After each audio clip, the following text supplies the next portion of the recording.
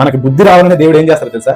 మనం ఎవరినైతే శత్రువుగా అనుకుంటామో ఆ శత్రువులే మన ఆపదలో ఆదుకునేలాగా దేవుడు పరిస్థితిని తీసుకొస్తాం. ఎందుకు? మన వంకర బుద్ధి మారిద్దాం. మనకు ఆరోగ్యం బాగలేదు, మన పరిస్థితి బాగలేదు, మంచంలో పడిపోయి ఉన్నాం. మనం అంటాం మనం మంచంలో పడిపోయినా మనం అనేది ఏంటి తెలుసా? వాళ్ళ సాయం నేను అస్సలు పొందుకోను, ఆ వ్యక్తి అంటే అసలు నాకు ఇష్టం లేదు, నేను అతని సాయం నేను తీసుకున్నాను. నువ్వు చావు బతుకుల మధ్య ఉన్నప్పుడు నీ శత్రువు ద్వారా సాయం దేవుడు సాయం చేస్తున్నానంటే ఒక దృష్టి పెట్టుకో.